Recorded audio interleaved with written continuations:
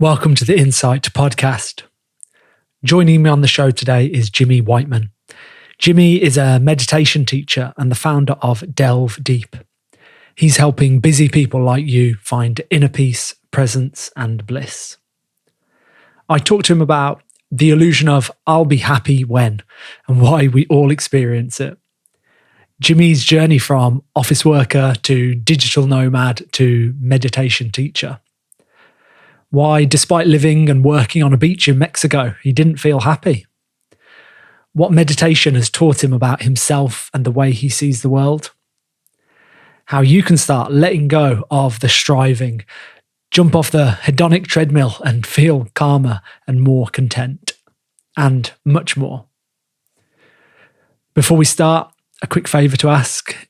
If you haven't already, please hit the follow button wherever you're tuning into the episode. And if you've been listening to the show for a while, I'd really appreciate it if you rated the show too. This will help more listeners discover the podcast and the insights from all of my amazing guests. Okay, now for my conversation with Jimmy Wightman. Enjoy.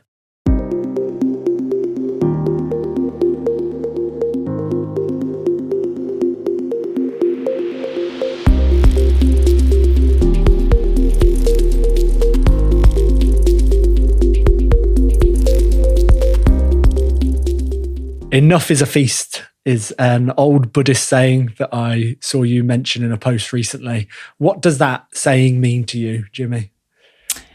I don't know where I picked that up from. It's just something that's been hanging around in my mind. And I don't know why I posted it that particular day either. But I particularly like that saying because it reminds me of a period in my life where I was kind of obsessed with trying to become successful or to look a certain way to the outside world. So in my 20s, I was struggling a bit. I was working in a job I didn't particularly like.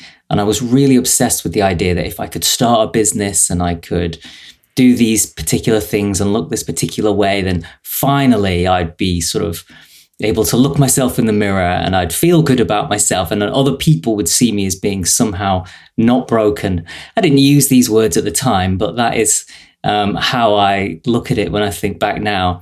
And actually, if I reflect on what I had a pretty good life. You know, I had all the things I needed. I had a nice flat, I had a income, I had good friends, and I had everything I needed back then, but I kind of lived with this constant black cloud over me that said, no, until I get these things and I make my life look just like this, then I can't really be happy. And I think there's actually a name for this in psychology. It's called I'll be happy when syndrome. It's probably not, I'm not sure it's a real syndrome, but it's actually something that we all get caught in from time to time, which is just that when I've arranged the world and the universe to feel and look exactly how I want it, then I can finally be happy. But it doesn't really work like that, because when we get things, we shift things into that way, we achieve our desires, but then our desires just simply morph into new desires. So I suppose you could say that all desires really point at the one desired, which is to be desireless for a short time before it all comes back together and we're back on the treadmill. So yeah, it's an interesting little quote, because as I'm getting older, I'm starting to realize that the simple joys of life really are enough. And as long as my family are healthy and my dog is happy and, all the basics are taken care of, then I do feel kind of complete. And largely that has come from my deep dive into meditation and becoming a meditation teacher, because in the training for that, for example, you go on retreats and things and you have everything kind of taken away from you. You can't speak to anyone. You can't indulge in any of your normal vices or distractions. And you do sit with yourself for long periods of time. And one of the things that you notice if you do that for long enough is that there is a sort of a general sense of just being with yourself is enough. You are already complete exactly as you are when you take away all the external stimulus and the advertising and the commerciality that reinforces the idea that you're not. So that's what comes to mind anyway. Yeah. And when you have those moments of just sitting in your chair on a meditation bench, whatever it is, and you're happy just doing that, just after 5 minutes of sitting with your eyes closed and breathing in and breathing out, and you kind of go, wow, I can be happy just doing this. I don't need external stimulus. I don't need all these other things. Like, this is okay.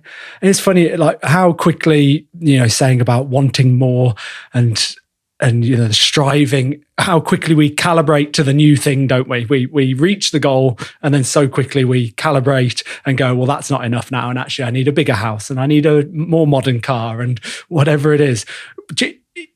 How much of that is just the human condition, do you think? And how much of it is the way that society is built up around us now with advertising and social media and stuff? I'm just wondering, where is what is that actually caused by? What are we fighting against here? Is it just the way it is and we've got to live with it? It's actually a good question, because it is built into the way human beings work, and it actually has a function. In psychology, it's called hedonic adaptation. So we're constantly looking for the next thing that's going to make us happy. Now, the benefit of that for the human race is that it means that we constantly keep making things better for the next generation. So, we started out living in a cave and being able to make a fire. And now we've got the internet and houses and planes and actually a lot of really cool things that, I'm not against in any way. But the side effect of that, of course, is that, you're never content. You're always looking for the next thing. So it's a bit of both. And I think the modern world and the way commercialization is and consumerism, that kind of puts the hedonic adaptation on steroids. So not only do you have an inbuilt mechanism that's driving that, but now you have this external force which is like blasting you with it, especially through social media. And we all have that as well built into us, that we exist not on our own, but in a sort of network of other people. And our networks become much bigger now because of social media and things like that. So we're not just comparing ourselves to the guy or the girl in the hut next door or the person over the road, but we're comparing ourselves to billionaires who live on yachts and things like that. So our species has never had to handle that before. No. I like that. You could say that, the treadmill has been ranked up to 20 or something like that. We're riding that treadmill, but it's just been put on uber speed. Well, why don't we go, because you mentioned about, you had a great life and, you could well have been content, but you wanted more. And I think it would be interesting to talk about that period of your life. I'd love to talk to you about it, because this was in a post that you shared recently, and that's what prompted me to reach out and invite you back on the show, because this is your second time on the show, isn't it? And the post was about quitting your job, having a goal, reaching that goal, and then still not feeling satisfied. So all this stuff that we're talking about. And as we've said, I think a lot of people can relate to that. And the feeling of wanting a promotion, a new house or a car, whatever. And for you, it was quitting your job and, working abroad on a beach or something, wasn't it? You had that vision in your head. So I want to know more about that time of your life. What was going on? What were you doing at the time? And this dream of working on your laptop on a beach, and then maybe we can use that as a bit of a springboard to the rest of the conversation, if that's all right. Yeah, no problem. So we're going back quite a while now, the early 2000s, I would say. So 25 years ago, I was working in the travel industry because my passion was travel. So I wanted to travel the world, go and see everything that was to see. Bungee jump out of planes, do all the fun things that people do when they go traveling, as well as also partying. I was really into the clubbing and DJing scene back then, house music and all that stuff. And while I was working in London for this travel company, I was taking full advantage of it, but I always felt like this isn't for me. I don't want to be getting up early and dragging myself to an office just so I can have a few trips a year. I'm spending my whole day basically sat in a basement on the phone talking to people about their amazing trips. And so I would get something out of that because I was passionate about the topic, but at the same time, that's not what I wanted. So I created this dream of, wouldn't it be wonderful if I went and live somewhere really exotic, some beautiful beach somewhere. I could work from a laptop and I'd be able to live cheaply. I could, just have this kind of dream lifestyle. Now, this is really common now. People do this all the time. Influencers going off into Bali and places like that. But it wasn't really a thing back in the early 2000s. So I started out just by Googling things like how to run a business from a laptop, and got scammed a bunch of times trying to figure out how to make money online. Oh, no. Yeah. And eventually, though, I did figure out that there are ways and means to do that. So I started out with a friend doing SEO for websites, affiliate marketing. And we did that for a while. We started making enough money that we could quit our jobs. He was in the estate agent business. And for a while, we were pretty broke, but we worked really, really hard with this idea in our minds that if we can just make it a certain amount of money, then we will go and live somewhere, somewhere really cool, like Mexico, and we'll just live this dream lifestyle. And I had it in my head that if I could do that, then I would be happy, because there's something in me. There's a deep sense of discontent here that I can't really seem to shake off, and I can't, it's hard to explain what that was, but it manifested in always looking into the future, always thinking about like, now isn't good enough. And if I get here, I'll be happy. And at the time as well, I would go off the rails quite a lot. So at the weekends, I would go out with friends and just party all weekend. And even every night I would drink quite heavily. So there was something in my psyche that just wasn't happy. And I just didn't feel like comfortable in myself, happy with myself. And I felt like if I just could become successful in some way and create this perfect life, it would all be great.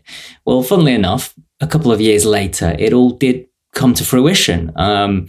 Through all of our online business that me and my friend did, somebody got in touch. He was an online trader. He wanted to create a membership website. We went into business with him, and we ended up working with him over the next 10 years to create an online trading room where he was kind of the star of the show. We did all the marketing. We started making some really good money. At some point, I said to Pete, hey, do you want to go live in Mexico? And he was like, yeah, let's do it. So we went out there because we were both single at the time, just mates who worked together. And so, yeah, there came a point where it was quite a few years. It was probably 4 years after I had the original idea, but I was finally there. I had this villa in Tulum, which is a big influencer place nowadays. And that's one of the nicest beaches in the world, and great sunshine. And we were running this business, and it was going really, really well at the time. So we were making more money than we'd ever made. And I just remember sitting on the roof, looking over the swimming pool and everything one day. And I thought, this is pretty great. Like, we have nailed it. And yet there's still something here that doesn't feel quite right. Like, I'm mostly looking forward to when we go out later on and get drunk. And that wasn't what I had in mind. I thought I was going to go out there. You were doing that back in London. Yeah, I thought I was going to go out there and suddenly I'd become some like yoga person, and I'd be drinking green juice and feeling good. And we did that for like a week, and then we just fell back into old habits. So yeah, I kind of knew something wasn't quite right. And I had been looking into meditation back then as well. So I was experimenting with it a little bit with some recorded meditations, but wasn't really getting anywhere. And so I decided that we both sort of decided we'd go back. And I had it in my head that once I go back, I'm going to go and find a place and I'm going to learn to meditate. Now, the reason this was in my mind was because during my various travels all around Southeast Asia, I'd done what everybody does and go and visit a load of temples. And I'd got a very serene, tranquil, peaceful feeling when I'd been in these places. And I'd seen these monks in their robes with their smiles. And it had just left an imprint in my mind that there's something in this meditation thing that if you can crack it, it must be good. So I thought that would be a way to solve some of the problems that I was having at the time, because it wasn't just a sense of things aren't right. There was a periods of depression that I went through at this period in time, and also I had a pretty serious insomnia problem, and that was exacerbated by all the nightclubs and things that I used to go to. So yeah, I booked myself into a meditation course when I got back, and before that we get changed there, everything. Sorry, Jimmy, because we'll definitely get onto that. But I'm just thinking, before we get there, I just wonder how many people might be listening to this and thinking, kind of, yeah, I get, when some of those symptoms almost that come up, where but not linking them to some kind of deep dissatisfaction with where you are, kind of not sleeping well, or having a drink in the evenings, or waiting for the weekend, all those kind of things. It feels like have almost become quite normal for a lot of people. It's just like, well, yeah, this is just kind of what we do, and not thinking, actually, this is a symptom of something going on a bit deeper. So I'm just wondering if that's maybe the realization that you came to, and also, what else was I going to say? Oh, I can't remember what the second question I had to follow up with that. But yeah, does any of that kind of resonate, that it was actually something deeper going on? Oh yeah, well, and also maybe, did you ever have you figured out where it came from, that dissatisfaction? Why would it be that you wanted more? Why did it mean that you wanted to leave and go abroad and were kind of chasing some of that novelty, which all of us, I think, feel like? But is it, some of us, we kind of realize, oh, well, it was some expectations maybe from family. It was sometimes looking at friends and their successes, that kind of thing. Yeah, it's an interesting question. I think there's probably a few aspects to it. I do think, on the one hand, there's this expectation nowadays for us to look successful in some way. And if you don't, then you can feel like you're a bit of a failure in life. And I definitely felt that. I was somebody who kind of went to university because I didn't know what else to do. But I'm not particularly academic. So I came out of it with a degree just about, and kind of thought, I'm not quite sure why I went through all that. I didn't really fit into that life very well. And I was a bit lost for quite a while after that, and found my way into a job just vaguely related to something I was interested in. But I always felt like I'm not in the right place. There's something here which isn't working. And I was always thinking about, what could I do next? What will be the thing that will make me happy? Or maybe I'll go and try this job or try this business. And there was a deep sense of dissatisfaction, but I didn't think too deeply about it in the time. It never occurred to me to go to therapy, or it never occurred to me that it was something in my childhood. I just thought, well, this is normal. Of course, I'm unhappy because I don't have a really successful looking life, which is what you're supposed to have at this point. And it's only now, when I reflect on it years later, that I can see that there were lots of causes and conditions which were making me think the way I was thinking and making me look at the world the way I was looking at the world. But at the time, I just bought wholesale into the fact that these thoughts and beliefs that are coming up, these must be true. I never questioned any of that at the time. So yeah, I can't really pinpoint where a lot of this came from, but it will be expectations from family and things like that, and society. Yeah. And it just sometimes takes reflection. Well, not that it's a quick process or anything like that. It takes a long time, doesn't it? But when you, kind of reframe things and take a step back, you go, oh yeah, that's where that thought pops up from. And oh yeah, this is what someone in my family used to say all the time. And I've just internalized that. And I also say the same thing about, I don't know, rich people who make lots of money or whatever it is, overweight people. Like, this is my attitude that has somehow been internalized. And actually, do I really believe that? So going back to the beach in Mexico as well, was you mentioned like that one time where you kind of looked around going, oh, is this it? And I was just wondering to like kind of go back there before you then took action. Like how did you get that realization? Did it just pop into your head? And was it kind of a thinking, oh, I just wish this would be, I shared a post recently about even better if, and how that like sentence has just crippled me for so many years, where I'd be sitting in a perfectly lovely place on holiday, or I'd be doing some kind of activity with friends. I'm like, this is nice, but it would be even better if I had an iced coffee here, or this is nice, but actually I should have remembered my camera and we could be getting some really great photos now. It'd be even better if, all the time. And it's like, oh, never quite satisfied.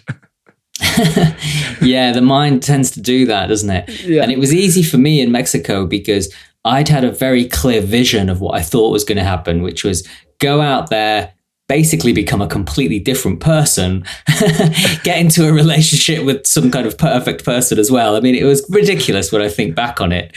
But no, what happened is I was out there and I was still just me.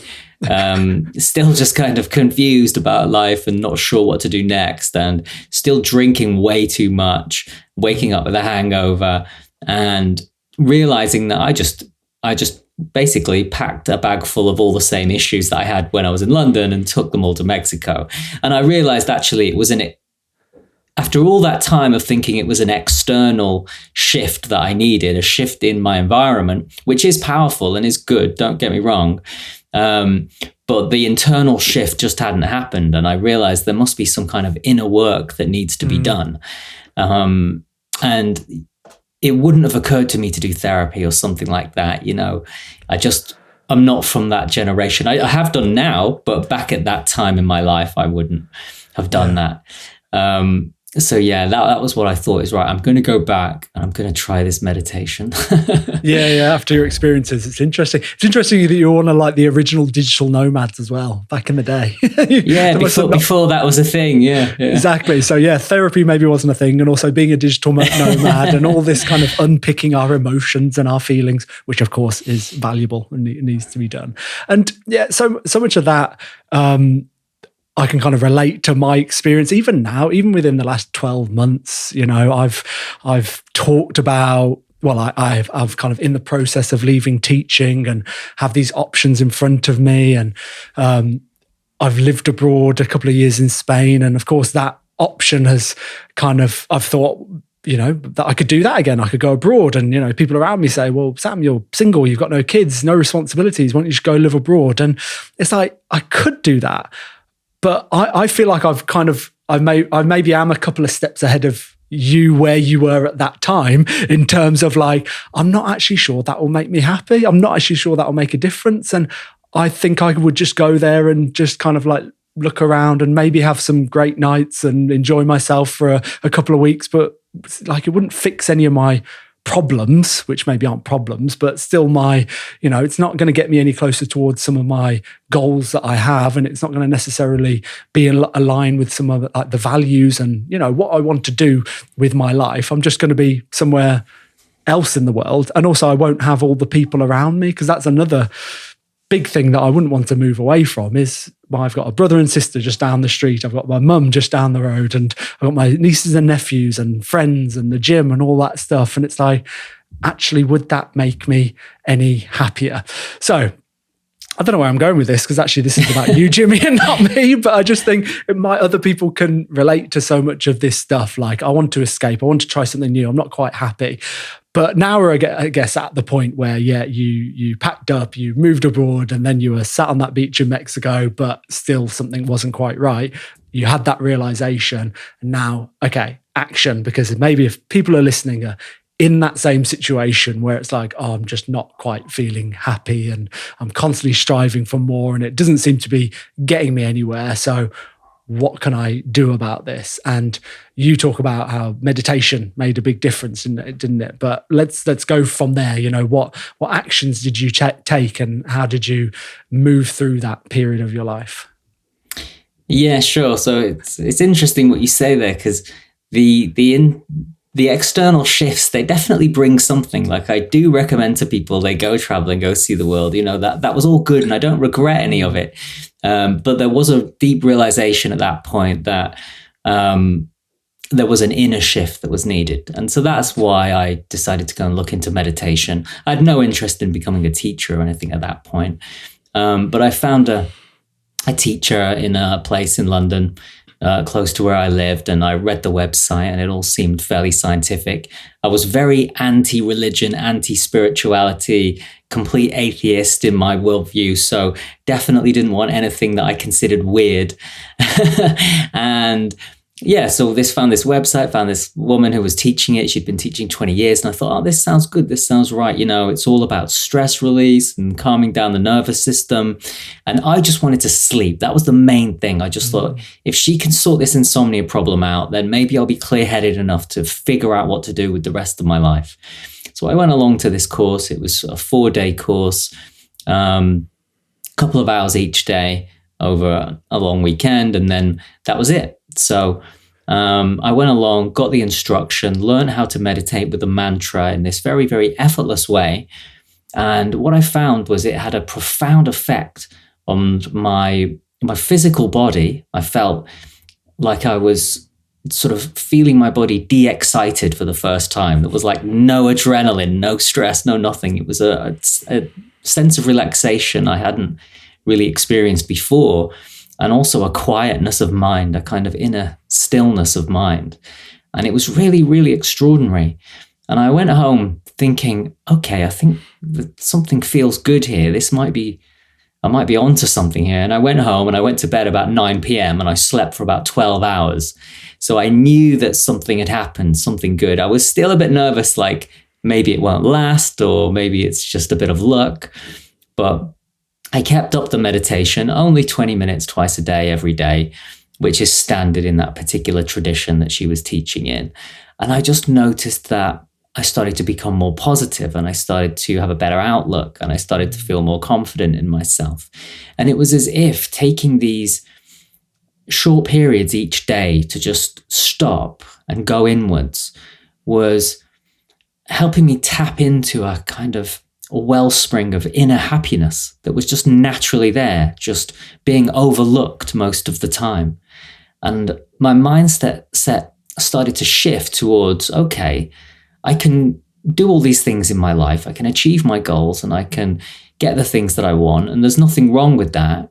But also I need to take time to keep cultivating this sense of freedom, this sense of inner freedom that I've discovered through this meditation. And I'll see where that goes. It was kind of exciting that there was a sense of what was missing before had sort of been found in some way. Now, I won't say that my life was suddenly perfect, of course. That's not the case. You don't do a meditation course and then suddenly you become a Buddha. It's not like that. But I knew that there was something special that had been discovered. And I also knew my life was on a sort of new path as well. But I carried on doing what I was doing. I was still running the online business with the guys, although I was back in London doing that. I was meditating 20 minutes twice a day, but, that was fairly easy to do. But a lot of my bad habits fell off as well at this point. So I used to drink every night quite heavily. And suddenly I felt like, I'll just skip it tonight. There's a few beers in the fridge, but I'll just leave them there. And then suddenly a week or 2 or 3 had gone by and I hadn't had a drink. And it wasn't because I was doing a challenge or forcing myself. It was just because I felt quite nice in my head and in my nervous system. So yeah, it was a really profound shift for me. It doesn't happen for everybody like that, but that's how it was. So yeah, it was a slow sort of shift from there, but I wanted more of that. So that's what drove me to start doing retreats, and things went deeper from there. Yeah. Did people did people around you notice, like your friend that you'd worked with and gone to Mexico with, was he noticing a difference, family and things like that? Well, it's funny because at first I was a little bit embarrassed to tell people because I thought, this is a weird thing and they're going to take the piss. But I couldn't help myself because I had to start telling people about it because, when you discover something good, you just want to talk about it. It was like that. And so some of my friends, they took the piss a little bit at first, but then they got interested and some of them went and tried it themselves. My family did notice actually, and they remarked that I seem much happier and I seem much more productive and I seem more just kind of present and things like that. They're the kind of words that people use. So Yeah, it was noticeable from the outside as well. And I still hadn't become the full evangelist, but I noticed that everything just got easier. Life got easier. Work was flowing better. I was more productive. And I was starting to lose that sense of struggling through life. So I really knew I was onto something special. Yeah. Yeah. And being productive while feeling calmer, because I think maybe people think, oh, if I slow down and, oh, I haven't got 20 minutes a day to devote to this because I need to get up and I need to get on the emails and the meetings and things like that. And what would you say to someone that's worried that they're going to lose their edge if they calm down and they start meditating more? Well, I started with that kind of meditation because it has a bit of a reputation for helping people who are super successful. So I still had that mindset actually of wanting to be super successful. That didn't fall off straight away. So I'm going to do the best meditation to be more productive. Honestly, it's a really weird now. I look back on it, but I did think that. I did think, oh, well, if I can just get my head right, then I will get my life kind of right.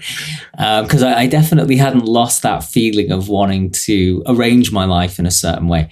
And this particular kind of meditation is well known in say in Hollywood, for example, or in the business world as being something that very successful people do. Clint Eastwood does this meditation, Jerry Seinfeld.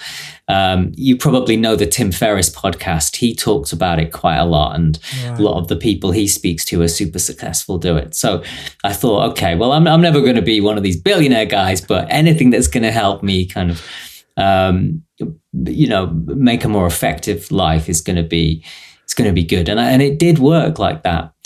But something changed quite dramatically when I went on my first retreat. Now, I only went on this retreat because I just thought, well, I want more of this. This is making me feel so good, so happy, so fulfilled that, and also there was a sense of bliss that I'd never really experienced before, which is quite a well-known thing that can come from this kind of meditation. David Lynch talks about it a lot. I wanted more of that. So I thought, if I go on a retreat and I meditate all day and I do what they tell me to do there, what's going to happen now? So there wasn't a sense of I'm trying to fix something anymore. It was just, I want more of what this meditation is giving me. Like, how far can I take that? And so I went on my first ever meditation retreat. They teach you something called rounding, which combines the meditation with some breath work, with some yoga postures, and you do hours and hours and hours of it every day. And there was a point during that where I had a big sort of feeling of, it was a kind of universal love, kind of shift in consciousness. And it was really, really nice. It wasn't an enlightenment experience or anything like that, but it was something really noticeable that was like, wow, I can't believe a person can feel this good. And that lasted for about 2 weeks afterwards. And so it was during that period I started to wonder, okay, is this something I would teach or something I would get involved in? Because I just felt like this was becoming the most interesting and exciting part of my life. And I started to become drawn then as well to looking into aspects of spirituality, which I was closed off to before. So I wondered, what is it true what they say about the chakras in yoga? Because I'd experienced some energy in the body that related a little bit to that kind of thing.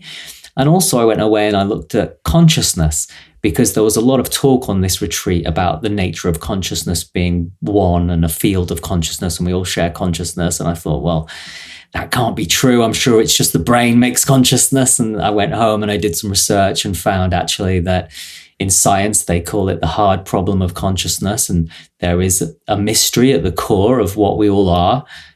We can't say it's made by the brain. There's nothing in the brain that secretes consciousness. It's simply the brain will reflect what we're feeling. We can see that in certain brain regions, but there's nothing there that actually tells us what consciousness is. And there's nothing there that tells us that it's confined to the brain or it's created by the brain or anything like that. So I became really, really fascinated then with what is the nature of consciousness and how is meditation changing consciousness or orientating us towards this field of consciousness, if that's really what it is.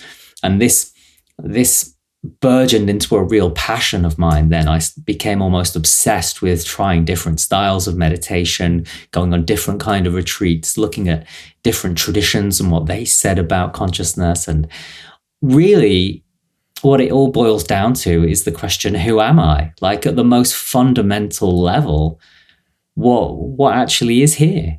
Because also through meditation, you start to realize what you alluded to earlier, which is that largely what's happening is my mind is running a load of programs that are pushing me in various different directions.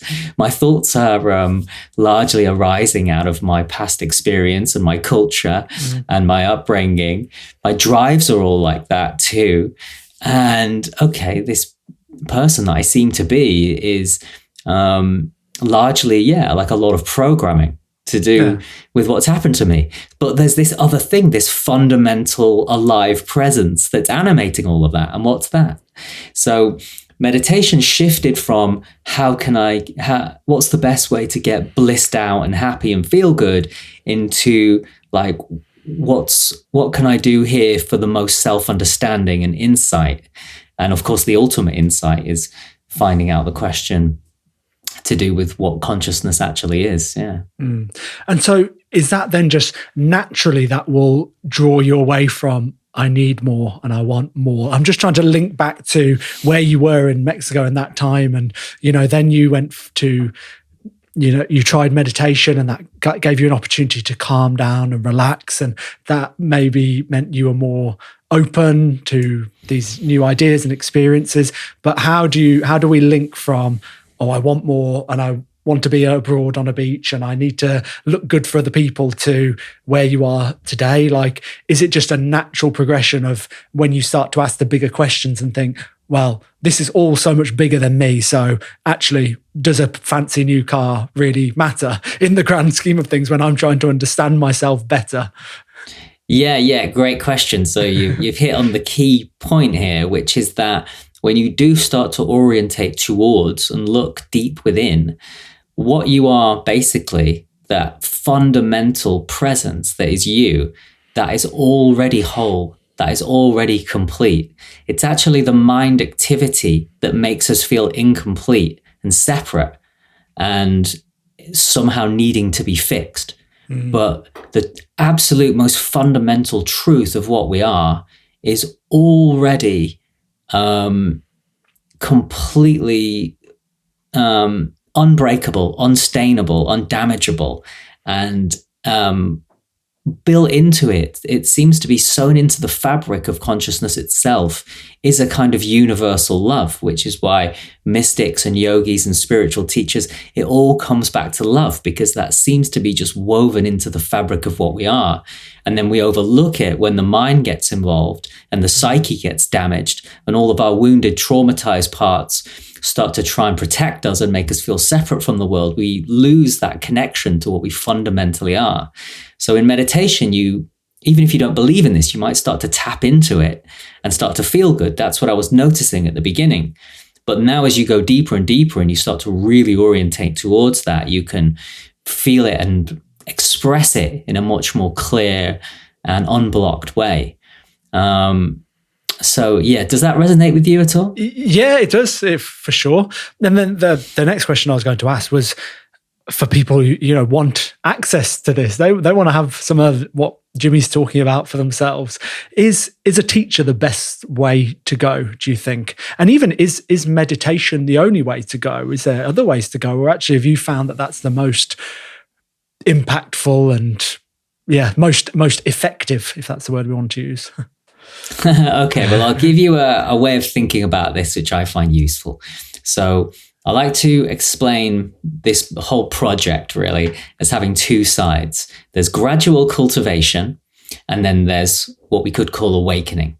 So the gradual cultivation works on the idea that you can use meditation or therapy or any other modality that you like to cultivate a certain state of being in the world. So that will be dealing with your trauma, dealing with any repressed emotions, finding new perspectives that you can look from, becoming more present, less lost in your stories and his personal history and things like that. Okay, so there's all sorts of things that we can do to gradually cultivate a better way of being in the world. And that's really helpful because that lessens your own suffering. And because we're all connected, that will have a profound effect on the people who are connected to you.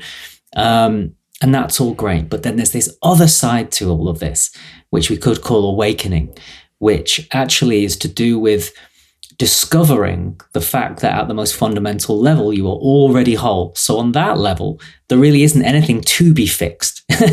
There is a sort of fundamental perfection to what you already are.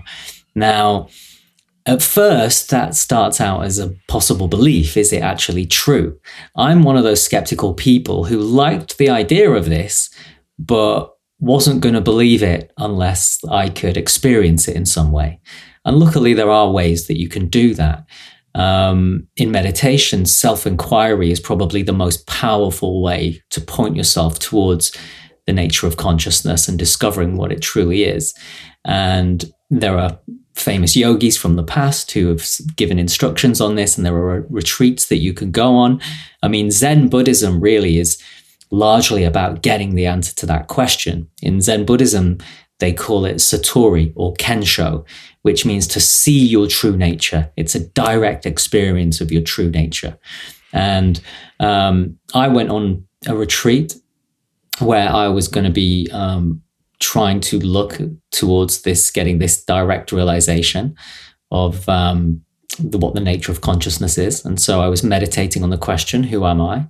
For long periods every day. It's very, very intense, this kind of retreat. It starts at 6 a.m. and it runs till 11, 12 o'clock at night.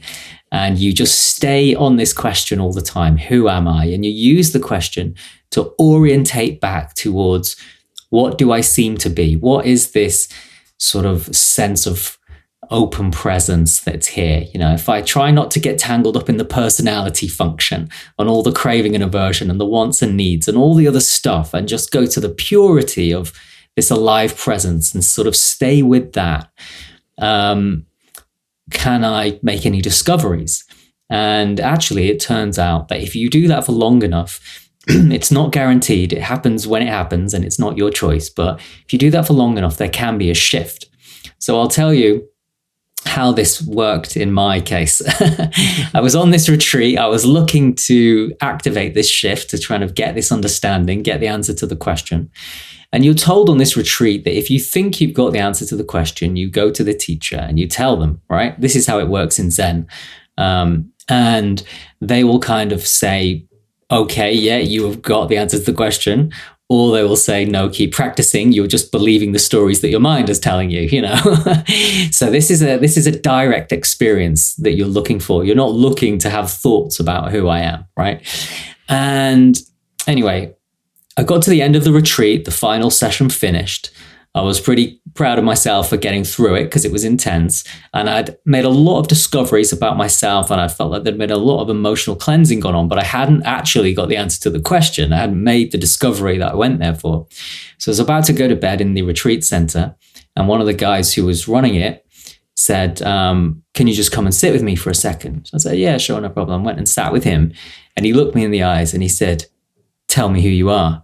And in that moment, there was a complete shift in my consciousness. It's as if that normal sense of being this guy called Jimmy, living this life and having this way of thinking and this way of being in the world, all of that basically just vanished.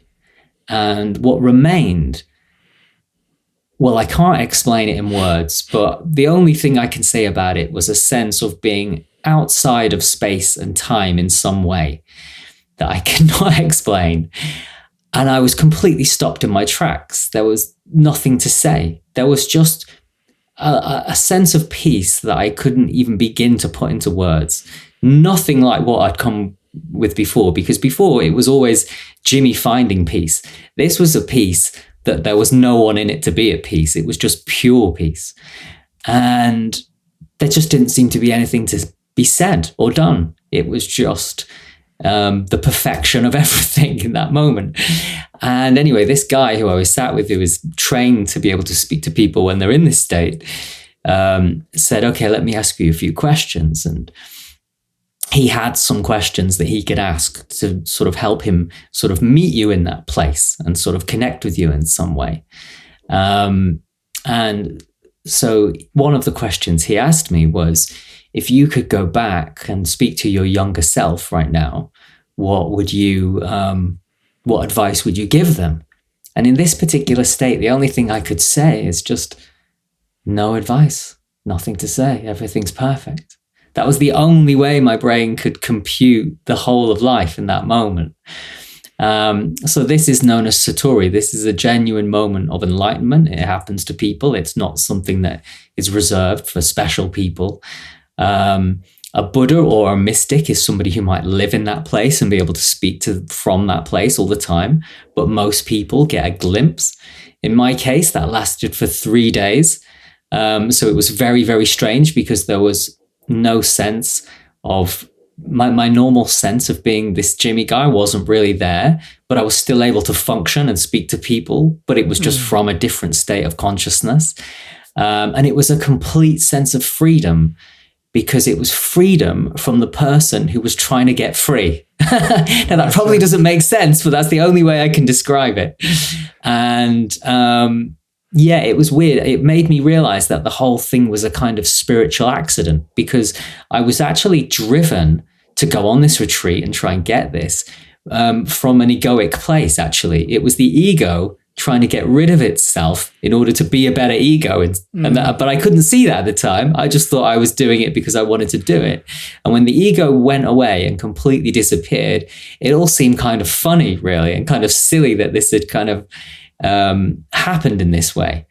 But anyway, after a while, your normal sort of self-referential sense of thinking comes back online, and your ego sort of starts to seep back in, and that perfection and purity is diminished somewhat. Now, your life has changed from then on, because you know who you are, you know what you are fundamentally, you know everyone else is, because you realize what was discovered here isn't personal. It's not Jimmy's consciousness, it is the ground of being, essentially.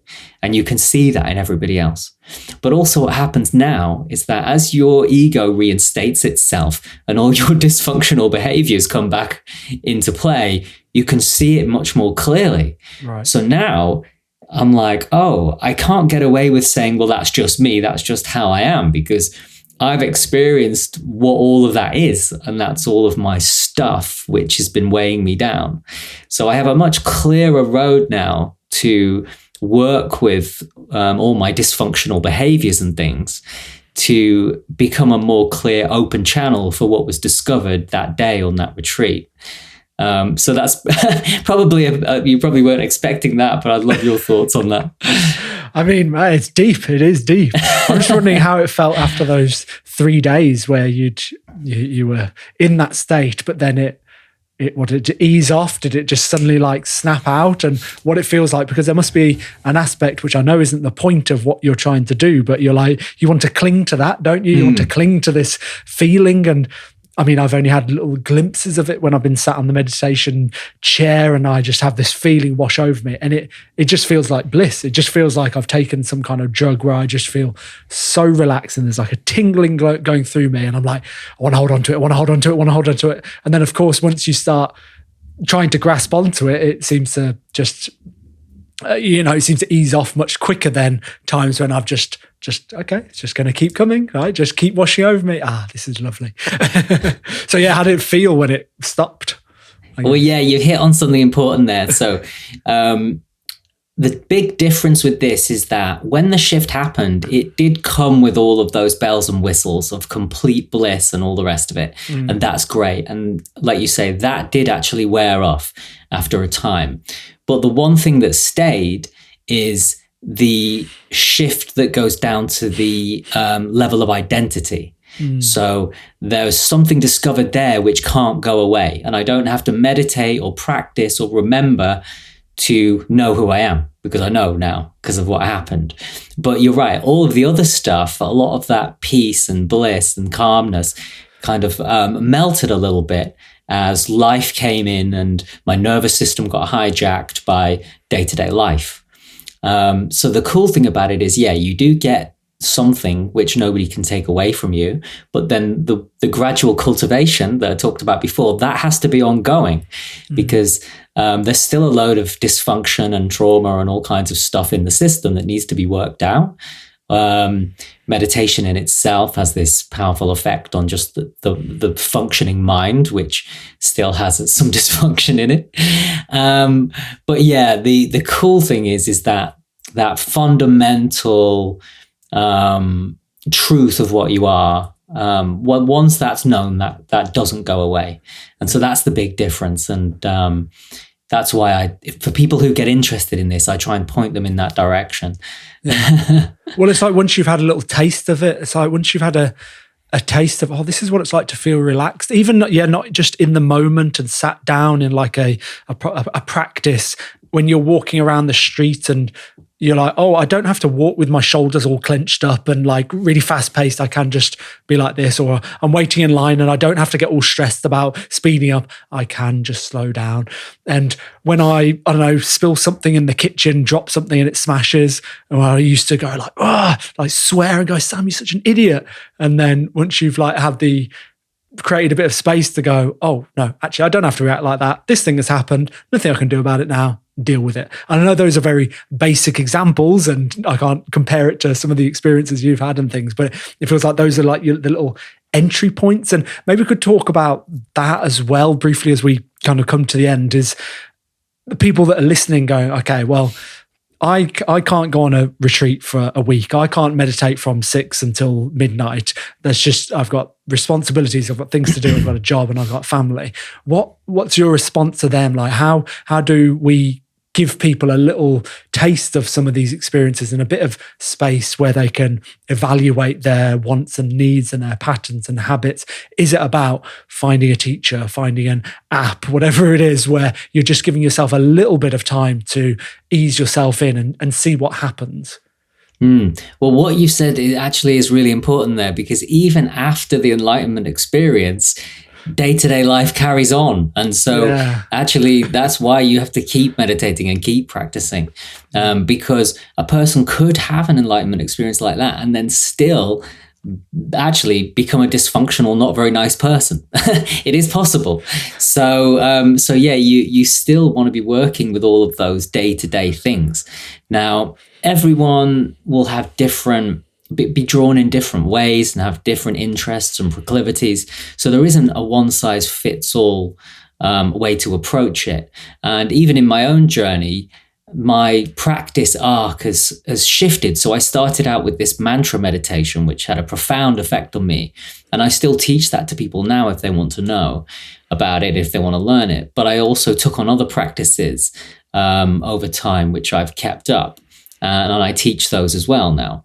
So it really depends what a person is drawn to. But most of my students are just normal people who don't have huge amounts of time to meditate. They don't go on retreats, and they are going to put aside a little bit of time each day, maybe 20 minutes, something like that, to practice in a way that sort of suits them. And so I give people a range of practices.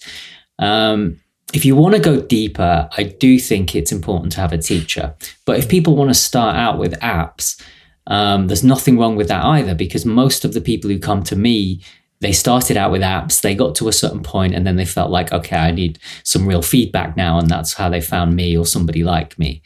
So yeah, there's plenty of ways to experiment and find your own way of doing this. And I just advise people to do that, really. I wouldn't say there's any one way. There's just what's going to be right for you. So yeah, play around and find out. Yeah. And I'm just trying to get a sense of what life looks like now for Jimmy, the meditation teacher. And we've touched on, still having to deal with life's ups and downs. And how do you handle things when they come up, when, I don't know, someone beeps at you and the street, or someone yells at you, or you see something on the news that is a bit triggering, or with your partner and your dog and things, like maintaining relationships and that kind of stuff. I'm just wondering what it looks like for someone who's had such deep experiences and has really gone like where other people haven't gone with meditation, but then they're still functioning in life. And, you've got a business and you're successful, and you've got I see your Instagram stories and I'm like, wow, look where Jimmy is today. It just looks absolutely beautiful. It looks like a picturesque life, and almost like you've arrived at maybe what you hadn't pictured all those years ago in London, but you've arrived on a beach walking your amazing dog and with your partner. It's like, wow, that is a pretty amazing life. But you didn't get there through the struggle and the fighting and the more. You've arrived at it in a different way. Yeah, I suppose so. Well, yeah. Don't forget that people only post their highlights on social media as well. So I should say that, I don't post when the car breaks down and I'm annoyed about it, that kind of thing. But yeah, to answer your question, the big difference when you take practice to more of an extreme, or not even the extreme that I've taken it to, but the places my students can take it to, is to have a practice where you don't fight with reality. That's a nice way of saying it. So you can find a state of consciousness, which is very ordinary, where whatever is happening is accepted as how it is. That's what you sort of try and do. So you engage with things as they are without having to deal with this conceptual overlay that says, it shouldn't be this way. It's not fair. I need to change this. I don't like it. I must react. So yeah, everything is greeted with a certain sense of this is how it is. Not this is perfect or this is right or this is, it's just this is how it is now and I'll accept it fully. And what that does actually is frees up that inner energy that is normally lost to inner reactivity, so that you can be more effective in the world, because you're not fighting an inner war with yourself and your own emotions if you've got this sense of equanimity with things as they are, Does that make sense how I just said that? Absolutely. Okay. And I think that's a nice way to round off, if you would agree as well, that it's a nice way to close off the conversation. Yeah, I like it for sure. Jimmy, thanks so much for your time, for coming back on the show for the second time. I won't let you go without first answering my 3 quickfire questions, if you've got time. Sure, yeah. First one, which we might have kind of touched on actually, the lesson that you wish you'd have been taught as a child. And maybe this is, it came up during that retreat, didn't it? Like, what would you say to your younger self? And maybe you'd say not a lot. Well, it's funny, yeah. So I could give you 2 answers. I could give you the answer that came from enlightened consciousness, which is everything's perfect, nothing to change. Or a more conventional answer would be that if I went back in time and I taught my younger self to meditate, then that would be a tool that my younger self would have used to navigate life better and experience less suffering. So it's kind of an obvious answer, but it's funny that it comes in those 2 paradoxical sides that in one sense, I'm happy with how things are and I wouldn't change anything. Yeah. The next one, what's a habit that you've maybe introduced into your life, or a habit that you've got rid of that's helping you feel happier and healthier? And of course, you can't say meditation, I'm afraid. Well, that's a good point. So, a habit that I've introduced, I would say, this is a small thing, but it's really good, is wake up when it just gets first light and try and get some sunlight in your eyes straight away. I learned this on a podcast from somewhere.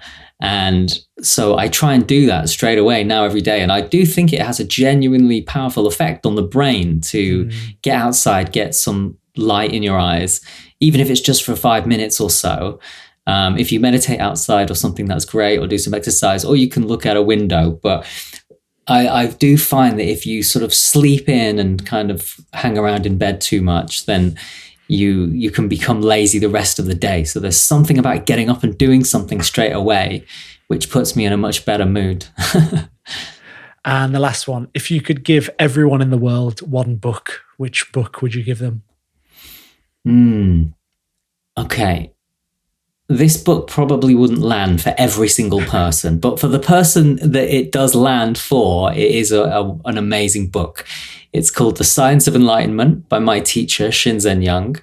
It's the book that kind of changed my life in a sense. So we didn't really cover this, but I read this book while I already was a meditation teacher. And it opened my eyes to the idea that meditation isn't just about relaxation and stress release, but it's also about looking at these deeper questions. And it's a good book actually for people who are just interested in meditation and mindfulness generally, even if you're not actually interested in the big enlightenment experience, because he puts it into very simple language, what this is all about. So yeah, The Science of Enlightenment by Shinzen Young is a book I have given to quite a few people. And for the ones who like it, it's a big hit. Nice one. Well, thanks so much again, Jimmy, for coming back on the show. You've mentioned that you are a meditation teacher and you have your students. So where can people find out more about the work that you do and connect with you? Yeah, you can find my website at delvedeep.com. I've got 2 courses that I teach on there. One is called Deep Calm, and that's actually the mantra meditation that I started out with. And the other one is called Deep Insight, which is meditation for understanding the mind and consciousness. And that actually comes from my teacher, Shinzen Young. It's his techniques really, but just coming through the filter of me. Both of them are online courses, so you can do them with me live on Zoom. And also I have a Instagram account called That Meditation Guy. You can find me if you just search for That Meditation Guy. And that is the only social media account I really do. So nice one. Thanks so much again. And yeah, I'm looking forward to episode 3 with you, which I'm hoping will come again soon. No worries. Well, yeah, it's been really nice to hang out and chat with you. And cheers for inviting me on. Appreciate it.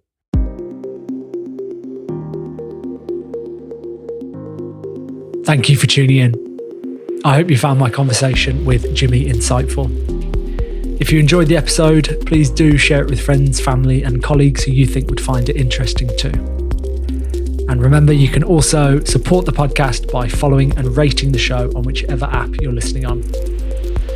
Thanks again, and I look forward to bringing you another episode soon.